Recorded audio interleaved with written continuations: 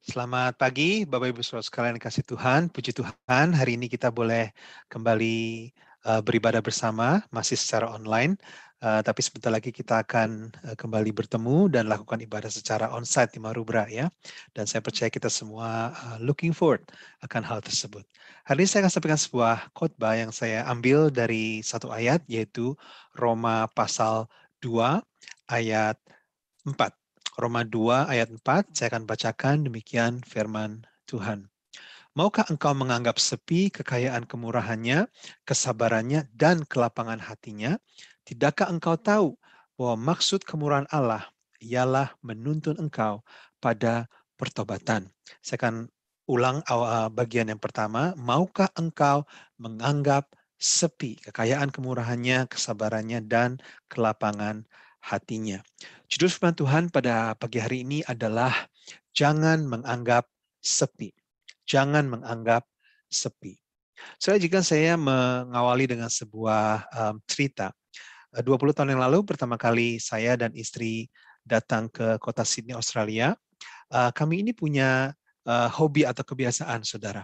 Yaitu setiap minggu pada waktu weekend, kami itu naik bis ke Circular Quay dan kemudian kami catch ferry dari sana dan nggak turun-turun, saudara. Ya, kami hanya ngikut ferry saja dan kemudian sampai kembali ke Circular Quay kurang lebih 45 menit sampai 1 jam lamanya, saudara. Ya, mungkin saudara bingung ngapain.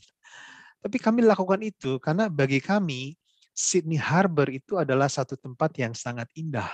Pemandangan yang begitu indah, ada Harbour Bridge, ada Opera House, bisa melihat Luna Park, melihat pantai, Manly, dan lain sebagainya. Jadi kami sering melakukan itu hampir setiap minggu. Setiap kali kami naik ferry, yang paling pertama kami lakukan itu kami cepat-cepat naik ke lantai kedua, ke lantai paling atas, dan cari tempat posisi yang paling strategis untuk bisa foto-foto begitu, saudara. Ya, karena sekali lagi bagi kami Sydney Harbour itu satu tempat yang paling indah. Maklum, kami datang dari Bandung dan di Bandung tidak ada harbor atau laut begitu, saudara. Kalau kolam pemancingan sih banyak, saudara. Tapi bandingkan dengan seorang teman saya, teman kerja. Dia itu tinggal di Manly, saudara. Dan setiap hari, pagi dan sore, dia itu selalu naik ferry. Dari Manly ke Circular Quay, dan kemudian naik bis ke tempat kerja, dan pulangnya dia pulang ke Manly juga dengan ferry. Dan ketika dia bilang setiap hari dia naik ferry, saya itu agak-agak ngiri begitu. Dan saya bilang, wow, what a view you have. Setiap pagi bisa menikmati keindahan Harbour Bridge. Sydney Harbour, saya bilang seperti itu. Tapi jawabannya agak-agak menarik hati saya karena dia berkata, not really. Ya, I got tired of it. Dia katakan seperti itu. Dia bosan melihat pemandangan Sydney Harbour ternyata, saudara. Ya, I'm over it. Bahkan dia katakan seperti itu. Ya, jadi setiap hari kamu naik Manly ngapain? Naik ferry ngapain? Saya tanya seperti itu. Dan dia bilang setiap hari dia masuk cari tempat yang paling strategis, bukan di atas seperti saya supaya bisa foto-foto, tapi di bawah dan paling pojok supaya apa, saudara? Supaya dia bisa tidur. Could you imagine setiap hari selama belasan tahun dia bekerja, dia tidur di dalam ferry dan tidak pernah atau tidak suka menikmati keindahan Sydney Harbour. Nah, saya mau bertanya, saudara, apakah membedakan antara saya dan teman saya tersebut? Yang membedakan adalah terbiasa.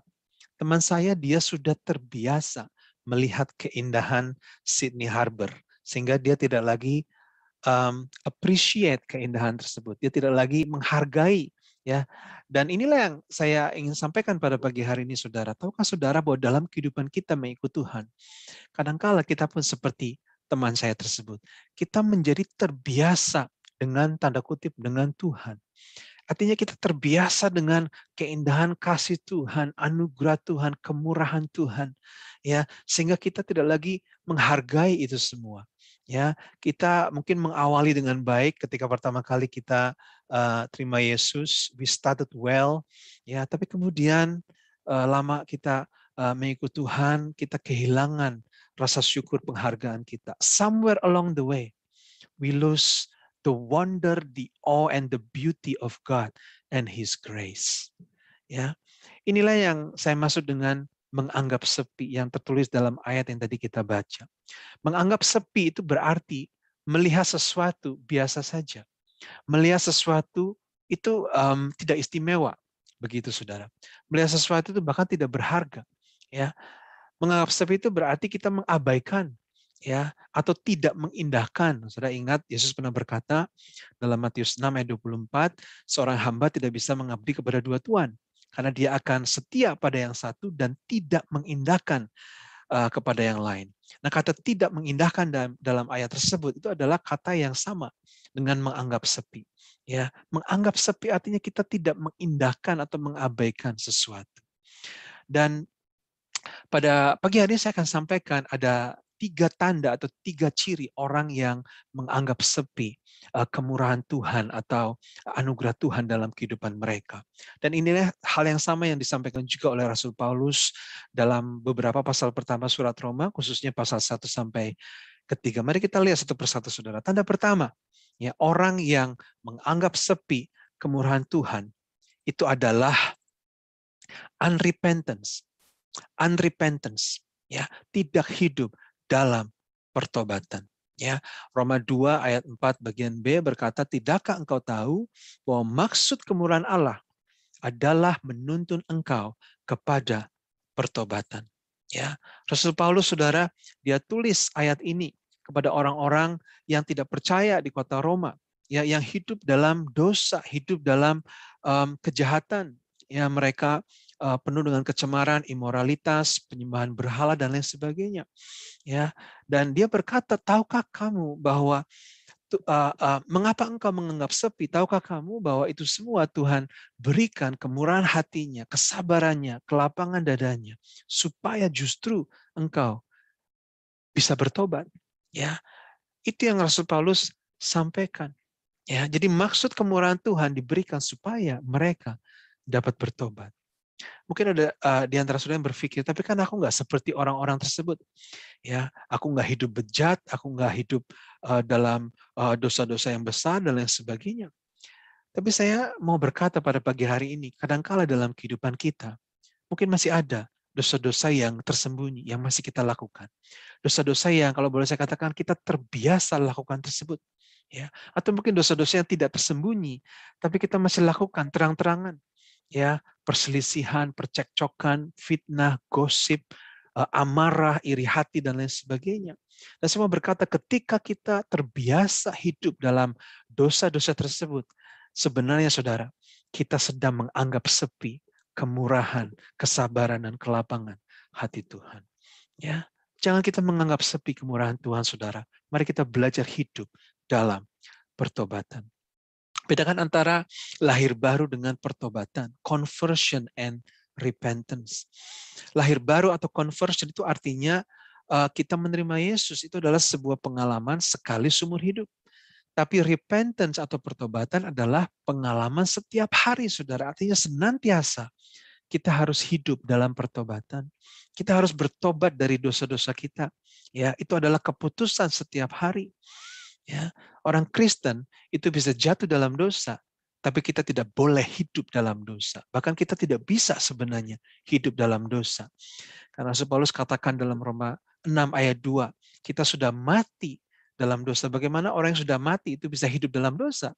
Rasul Paulus berkata, ya, oleh karena itu saudara, mari pastikan kita hidup dalam pertobatan setiap hari dalam kehidupan kita.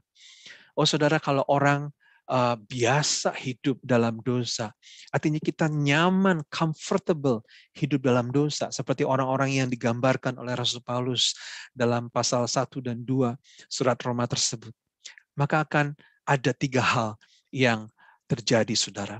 Yang pertama, saudara, maka we will lose our ears. Kita akan kehilangan telinga kita. Artinya kita akan kehilangan kepekaan kita.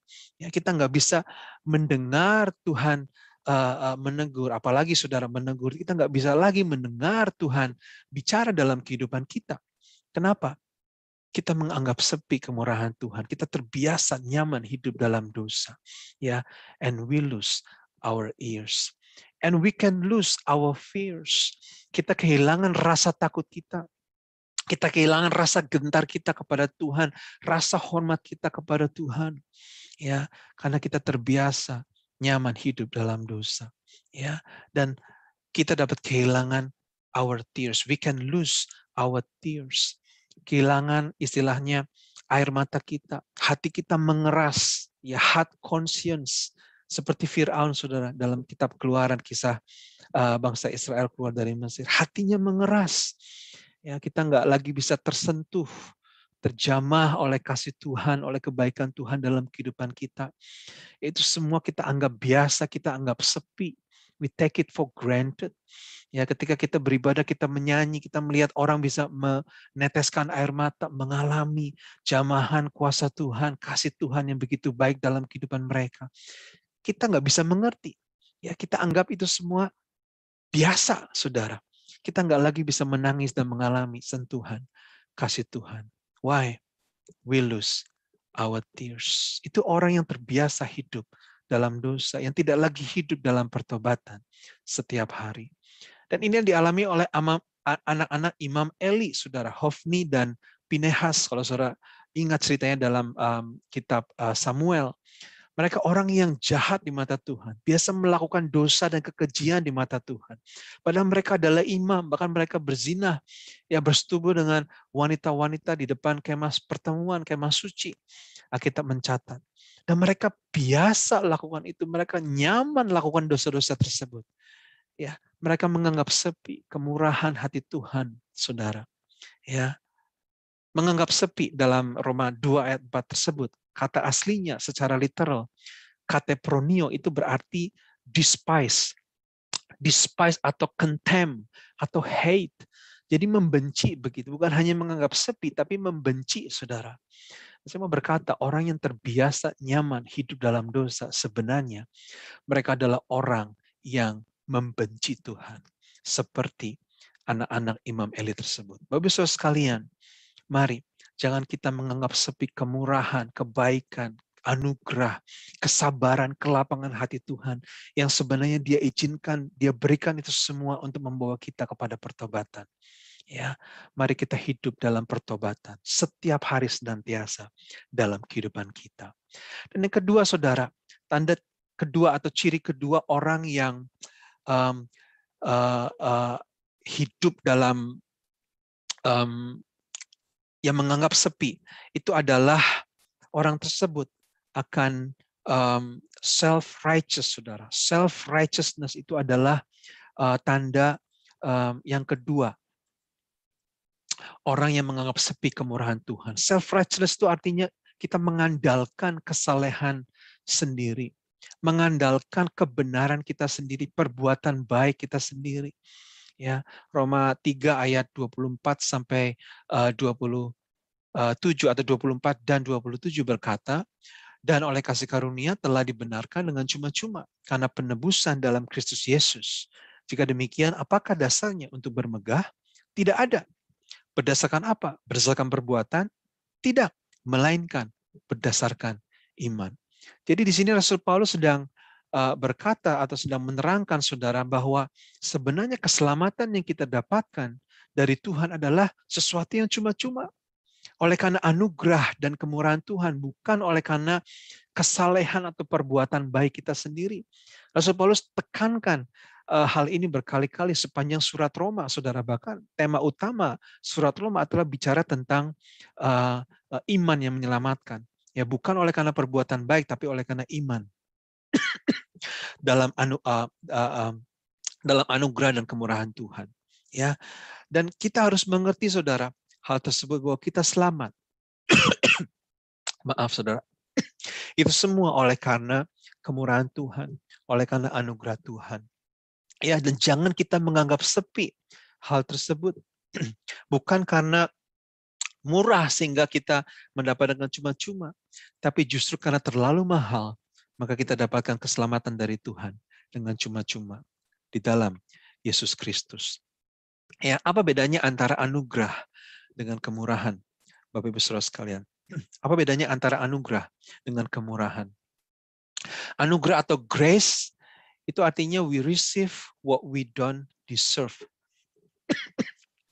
Kita menerima sesuatu yang kita tidak berhak untuk menerimanya. Keselamatan itu adalah anugerah karena kita menerimanya. Ya, meskipun kita tidak berhak untuk menerimanya, saudara. Ya, sedangkan mercy, ya itu adalah atau kemurahan itu adalah kita tidak menerima sesuatu yang sebenarnya kita berhak untuk menerimanya. We don't receive what we deserve. Ya, hukuman kekal, kebinasaan kekal itu sebenarnya sesuatu yang kita berhak untuk menerima, tapi kita tidak menerimanya. Kenapa, saudara? Kemurahan atau mercy dari Tuhan yang sudah kita terima. Ya, jadi anugerah dan kemurahan, grace and mercy itu seperti dua sisi mata uang. Dan sekali lagi, saudara, kita sudah menerima dua hal tersebut ketika kita menerima keselamatan. Jadi sekali lagi, keselamatan yang kita dapatkan, ya, dan ini sesuatu yang Rasul Paulus jelaskan dalam beberapa pasal pertama surat Roma, itu semata-mata oleh karena anugerah dan kemurahan. Dan jangan kita menganggap sepi hal tersebut. Ya, karena kalau kita menganggap sepi hal tersebut, maka otomatis saudara kita akan mengandalkan, bahkan membanggakan, menyombongkan ya kerohanian kita sendiri, perbuatan baik kita sendiri, kebenaran atau kesalehan kita sendiri. Ya, itu adalah ciri atau tanda orang yang menganggap sepi kemurahan dan anugerah Tuhan. So ada banyak orang Kristen, ya mungkin termasuk kita sendiri harus kita akui. Seringkali kita pun seperti itu. Kita mengawali perjalanan iman kita dengan baik. Kita sadar kita adalah orang yang berdosa. Kita sadar bahwa kita selamat hanya oleh karena kemurahan dan anugerah Tuhan. Tapi semakin lama kita ikut Tuhan, semakin kita bangga dengan kesalehan kita, dengan kekuatan iman kita, dengan kerohanian kita. Ya, itu namanya self-righteous. Ya, sesuatu yang dikatakan dalam Galatia 3 ayat 3, kita memulai di dalam roh, tapi mengakhiri di dalam daging, saudara. Jangan kita menganggap sepi kemurahan dan anugerah Tuhan. Semuanya semata-mata oleh karena anugerah Tuhan, saudara. Ya, seorang hamba Tuhan bernama Alistair Beck dari Cleveland, Amerika. Ya, dia berikan sebuah ilustrasi yang sangat menyentuh hati saya untuk menerangkan hal tersebut, bahwa segala sesuatu, ya keselamatan kita adalah oleh karena anugerah dan kemurahan Tuhan. Dia berkata bahwa suatu hari ketika aku sampai ke surga, Tuhan panggil aku pengen ketemu sama dua orang. Yang pertama sama Tuhan Yesus, dan yang kedua aku mau ketemu sama penjahat yang ada di sebelah Yesus. Dia katakan seperti itu. Ya, kenapa? Ya, karena saudara tahu cerita penjahat di sebelah Yesus, ada dua orang di sebelah salib Yesus, kanan dan kiri. Yang satu mengolok-olok Yesus, mengejek Yesus, tapi yang satunya baik, saudara. Yang satunya bertobat. Ya, dia berkata, Yesus, ingatlah akan aku apabila engkau datang sebagai raja. Dia katakan seperti itu. Dan Yesus berkata, sesungguhnya hari ini juga, ya, engkau akan ada bersama-sama dengan aku di Firdaus, in paradise, di surga.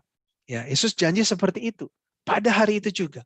Ya, dan saya percaya, kita semua tentunya percaya perkataan Yesus. Penjahat tersebut pada hari itu masuk surga, bukan?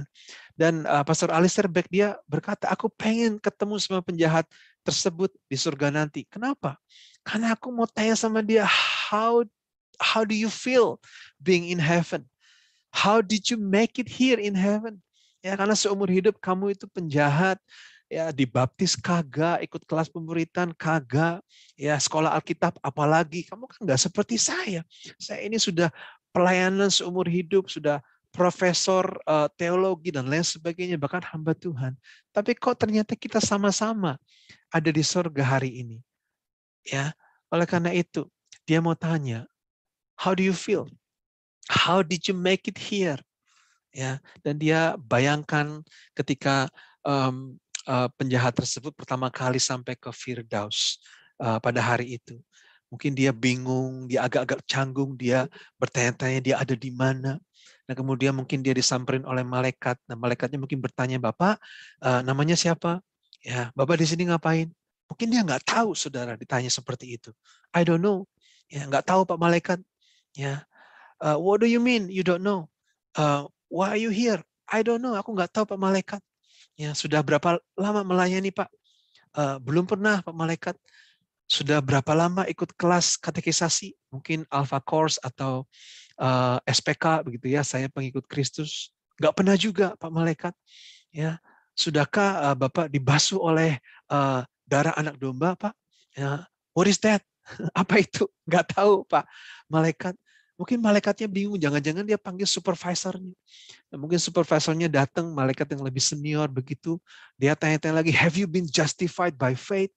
Ya, sanctified by the Holy Spirit and ready to be glorified in heaven today? Mungkin si penjahat tersebut bengong, ini orang atau malaikat nanya apa? Nggak tahu Pak Malaikat. Ya.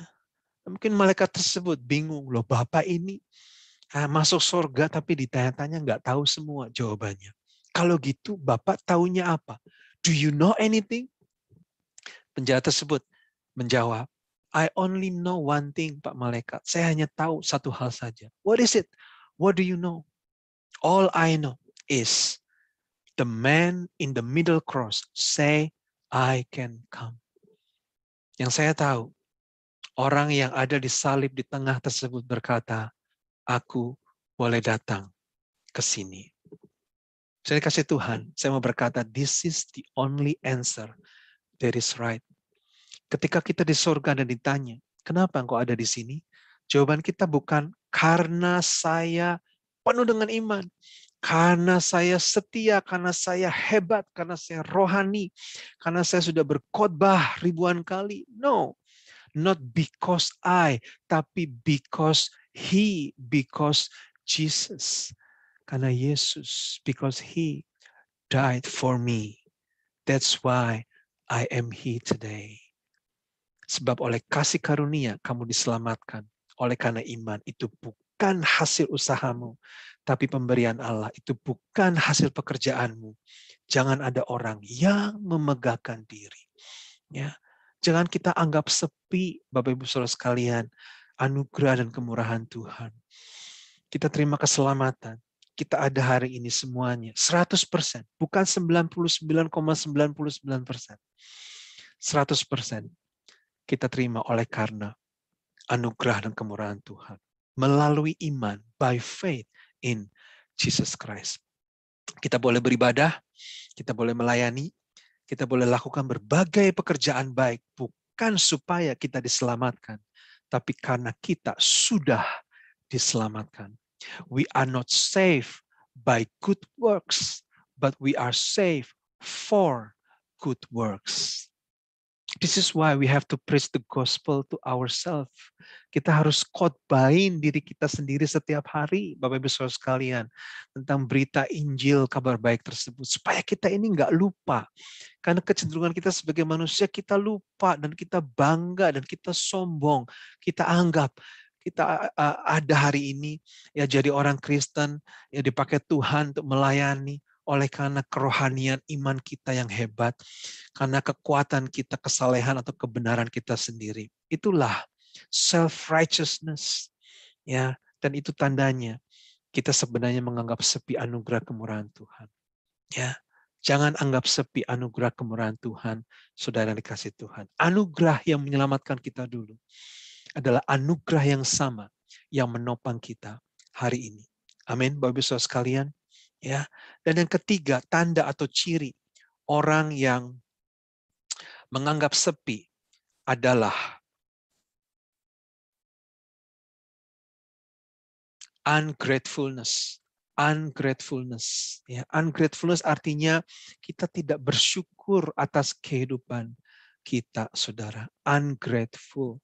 Ya, Roma 1 ayat 21 berkata, sebab sekalipun mereka mengenal Allah, mereka tidak memuliakan Dia sebagai Allah atau mengucap syukur kepadanya. Perhatikan ini, saudara. Mereka tidak mengucap syukur kepadanya.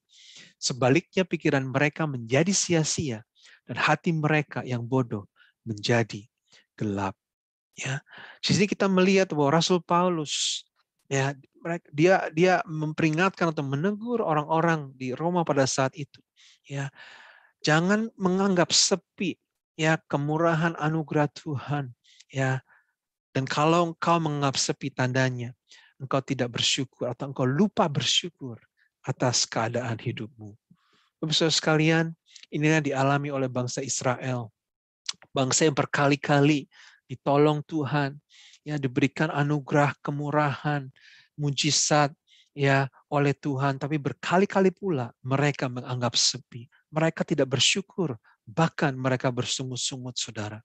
Dan itu adalah sebuah dosa yang jahat sebenarnya di hadapan Tuhan. So dikasih Tuhan kecenderungan manusia, kita ini senantiasa melihat ke depan dan melihat apa yang masih kurang dalam hidup kita, bukan? Ya, apa yang masih belum tercapai, apa yang masih belum kesampaian, kurang ini, kurang itu, belum punya ini, belum punya itu, belum bisa pergi ke sana atau ke sini dan lain sebagainya. Ya, itu kecenderungan kita sebagai manusia. Tapi saya mau berkata hari ini, mari kita melihat sejenak hidup kita hari ini. Ya, bukankah sudah terlalu banyak kasih kebaikan, anugerah, kemurahan Tuhan yang Dia berikan dalam kehidupan kita. Jangan kita anggap sepi semua itu, Bapak Ibu sekalian. Ya, hidup kita hari ini masih punya pekerjaan, ya masih diberkati, punya kesehatan, bukan cuma kita tapi anggota keluarga, anak-anak kita, semuanya sehat. Kita bisa hidup di Australia. Ya, semuanya oleh karena anugerah kemuliaan Tuhan. Jangan anggap sepi, saudara. Keselamatan yang kita punya, sekali lagi, ya, itu juga berkat yang terbesar yang bisa kita dapatkan dari Tuhan, saudara. Ya, kalau kita punya Yesus, sebenarnya kita sudah punya segala-galanya. If you have Jesus, you have everything. Ya, seorang hamba Tuhan pernah berkata, Christians are the most blessed people in the world. The problem is, a lot of them don't realize that. Orang Kristen sebenarnya adalah orang yang paling diberkati, ya paling tanda kutip laki, paling beruntung ya di dunia ini. Masalahnya ada banyak di antara mereka yang tidak tahu, tidak sadar. Ya, mari saudara jangan kita anggap sepi kebaikan Tuhan dalam kehidupan kita. Sekali lagi sudah salah satu masalah terbesar dalam kekristenan adalah kecenderungan kita untuk terbiasa menganggap sepi. We take things for granted. Anggap sepi anugerah kemuliaan Tuhan, kemurahan Tuhan dalam kehidupan kita. Saya sampaikan di pertemuan doa beberapa waktu yang lalu, saya membaca bahwa sebenarnya kalau kita hidup di Australia, itu adalah satu privilege, satu berkat yang begitu besar, ya. Because Australia is one of the richest countries in the world.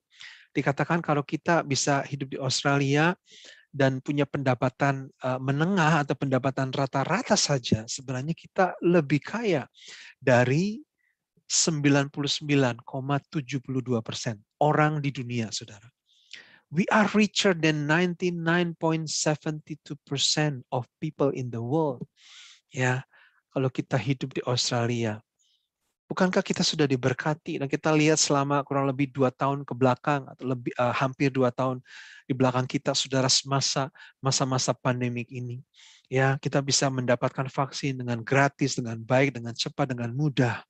Ya, kita bisa mendapatkan berbagai financial support dari pemerintah yang look after us very well. Ya, kalau kita punya bisnis atau kita sebagai perorangan, sebagai keluarga, ada job keeper, disaster support, mungkin kita sudah menikmati dine and discover voucher dan lain sebagainya. Bukankah itu berkat Tuhan yang sangat besar? Jangan anggap sepi itu semua, saudara. Itu adalah cara Tuhan memberkati kita lewat pemerintah yang ada di kota Sydney atau di Australia. Saya ingat tahun lalu saya membaca berita ada ratusan homeless gelandangan di Sydney di awal masa-masa pandemik yang diangkut polisi. Ya, bukan karena apa-apa, saudara. Diangkut supaya bisa dimasukkan ke hotel bintang 3 dan bintang 4. Kenapa, saudara? Supaya mereka terlindung dari bahaya virus COVID-19. Karena pada saat itu hotel-hotel banyak yang kosong juga, saudara. Ini adalah begitu banyak berkat yang Tuhan berikan dalam kehidupan kita dengan kita tinggal di Australia. Secara gereja kita pun harus bersyukur. Meskipun kita belum bisa atau nggak bisa sampai hari ini ibadah secara langsung selama berbulan-bulan terakhir, saudara. Tapi kita masih bisa beribadah secara live streaming. Ya, jangan kita komplain, kurang ini, kurang itu, ya garing dan lain sebagainya. Tahukah saudara, sadarkah saudara, sampai hari ini ada begitu banyak gereja, termasuk di Indonesia, di kota-kota kecil, di pulau-pulau, di pelosok-pelosok, yang belum bisa mengadakan ibadah secara langsung. Boro-boro Zoom, saudara, punya device, punya telepon aja enggak. Nah, seorang hamba Tuhan, kenalan saya di kota kecil di Jawa Tengah, saudara, yang sampai hari ini belum bisa beribadah. Dia seorang gembala, belum bisa beribadah dan bertemu langsung dengan anggota jemaatnya. Hampir 2 tahun lamanya. Dan banyak anak-anak di Indonesia yang sampai hari ini juga belum bisa kembali bersekolah secara full time, secara langsung. Yang hendak saya katakan, begitu banyak berkat-berkat anugerah kemurahan Tuhan yang berlimpah, yang sudah Dia berikan dalam kehidupan kita. Maukah kita menganggap sepi semua itu? Tentunya tidak, saudara. Ya, jangan anggap sepi. Mari kita belajar menjadi orang-orang yang tahu bersyukur kepada Tuhan. Amin. Bapak Ibu Saudara sekalian, ada begitu banyak doa-doa yang sudah Dia jawab. Ya, mungkin caranya beda dengan apa yang kita mau. Mungkin waktunya tidak sama dengan apa yang kita bayangkan. Tapi Tuhan sudah banyak menjawab doa-doa kita. Sudahkah kita syukuri itu semua? Ya, maukah kita seperti satu orang kusta di antara 10 yang disembuhkan Tuhan Yesus? 9 orang kusta. Mereka lupa, mereka tinggalkan Tuhan. Begitu saja. Tapi 1 dari 10, dia kembali. Dia datang kepada Tuhan Yesus. Dia tersungkur dan dia berterima kasih kepada Yesus. Dia tahu bersyukur, saudara. Dia tidak anggap sepi anugerah kemurahan yang sudah dia terima dari Tuhan Yesus. Ya, dan di Yohanes 12, kalau saudara ingat kisah Maria ketika dia membasuh kaki Yesus dengan minyak narwastu, sebuah minyak yang mahal. Ya, pada saat itu seorang wanita harus menabung kurang lebih 1 tahun gaji untuk bisa membeli minyak narwastu, ya, untuk dipakai di hari pernikahannya. Tapi Maria rela pecahkan itu dan dia pakai minyak narwastu untuk membasuh kaki Yesus. Mengapa? Karena Maria mengasihi Yesus, betul. Karena itu adalah ekspresi worship, an act of worship, betul. Tapi saya rasa jawaban yang paling tepat, ya, kalau kita melihat pasal sebelumnya di Yohanes 11, Yesus membangkitkan adik laki-laki Maria, yaitu Lazarus, yang mati, saudara. Sehingga tidak heran, Maria dia begitu overwhelmed with gratitude, with gratefulness. Dia mau bersyukur, dia mau mengekspresikan rasa terima kasihnya kepada Yesus. Dengan cara apa? Dia berikan yang terbaik yang dia punya. Yang paling berharga yang dia punya, yaitu minyak narwastu tersebut. Dia pakai untuk membasuh bagian yang terhina dari tubuh Yesus, yaitu kakinya yang kotor. Sebagai ekspresi, ungkapan rasa syukur. This is an expression of gratefulness. Mari kita belajar lakukan hal tersebut. Jangan kita anggap sepi. Anugerah, kemurahan, kasih, kebaikan yang Tuhan sudah terlalu sering berikan dalam kehidupan kita dan keluarga kita. Amin, Bapak Ibu sekalian. Ini saja yang ingin saya sampaikan pada pagi hari ini. Saya rindu pada pagi hari ini setiap dari kita kembali pada kebenaran yang mendasar ini. Dan kita ambil komitmen yang baru bahwa mulai hari ini, Tuhan, aku mau belajar untuk tidak lagi menganggap sepi anugerah-Mu, kemurahan-Mu, kesabaran-Mu, kelapangan hati-Mu, kasih-Mu, kebaikan-Mu, pertolongan-Mu, mujizat-mujizat-Mu, jawaban-jawaban doa-Mu yang sudah Engkau berikan selama ini dalam kehidupanku. Dan ajar aku untuk bersyukur dalam kehidupanku. Kiranya saudara sekalian diberkati melalui firman Tuhan pada pagi hari ini. Puji Tuhan, selamat berhari Minggu, dan selamat bertemu kembali dalam pertemuan ibadah onsite yang tidak lama lagi akan kita lakukan. Tuhan Yesus memberkati saudara sekalian. Amin.